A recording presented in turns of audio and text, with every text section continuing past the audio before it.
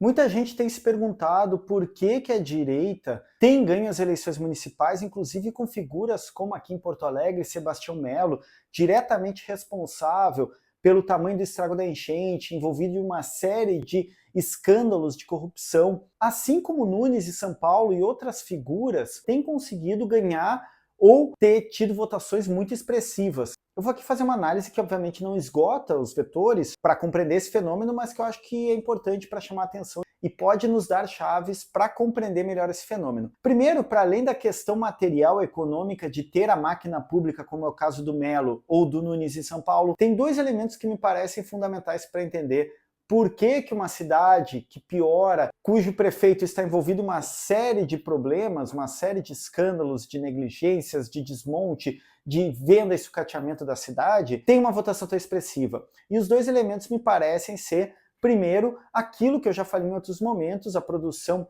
do Mark Fisher, o pensador marxista, do realismo capitalista. Essa noção, essa dimensão de que, no fim das contas, nada importa, nada faz muita diferença. Então, escolher um prefeito, escolher outro, se tudo se equivale, o que está aí, o que está posto, serve, segue com ele. A cidade está horrível?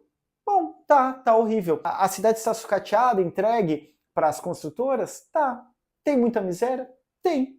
Mas, né, ele é o que está aí. O realismo capitalista, ele trabalha com essa noção de niilismo, que é um conceito na filosofia muito importante, que eu viro e mexe, eu acabo trazendo aqui, que significa exatamente esse horizonte de que nada vai fazer muita diferença. A gente já tem pesquisas que mostram que, por exemplo, em países do leste europeu, onde não há uma grande taxa de imigração, como a Hungria de Viktor Orbán, um expoente importante da extrema-direita, o processo subjetivo de adesão à extrema-direita está muito mais ligado, e aqui é um ponto-chave importante para entender, muito mais ligada à projeção do medo, lá no leste da Europa, no caso, a imigração, e aqui a projeção subjetiva da esquerda, o medo. Esse medo que vem sendo construído há muitas décadas e vem, principalmente, ganha uma grande injeção a partir de 2014 com a Lava Jato sobre o PT e tudo que for a esquerda vai ser enquadrado aí. Essa mobilização do medo constrói uma projeção que mobiliza muito mais do que a concretude do real, ou seja, a cidade está horrível, mas quem está se opondo é um candidato ou uma candidata de esquerda, e, portanto, isso acaba mobilizando a adesão, inclusive daqueles que mais sofrem com a negligência e com a destruição do Estado de bem-estar social, de acesso a direitos. Esse é um ponto. Então, o niilismo, que eu estou nominando a partir do realismo capitalista de Mark Fisher. Nós estamos no momento do capitalismo, onde não há mais mudança e não há mais o que fazer. A ideia da Thatcher, não há outra alternativa. E o outro lado que eu sempre levanto, que é a falta de um projeto que encarne efetivamente mudança no imaginário das pessoas. E esse é um ponto muito importante. A esquerda, quando ela se torna mais garantista e reativa, ou seja, o que ela vai dizer que está defendendo? Olha, a democracia, vou defender ainda que existam direitos. Ela sempre é reativa, ela está sempre recuando, ela está sempre reagindo.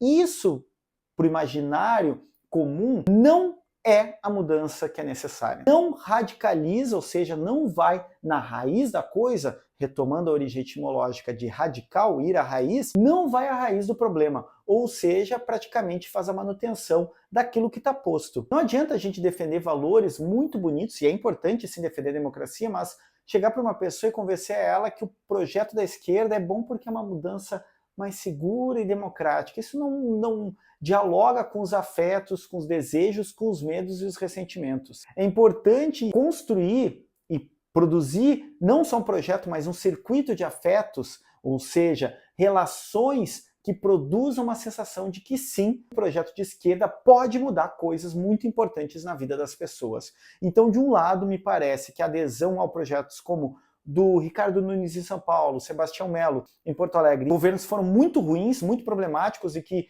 ajudaram a causar um mal-estar nessa sociedade. De um lado se dá pela falta de perspectiva, um niilismo, um realismo capitalista, nada vai fazer diferença, e por outro, a falta da capacidade da esquerda de mobilizar uma noção de mudança real e profunda, que seja concreta, e não só a defesa de valores abstratos, não só recuos e defesas reativas.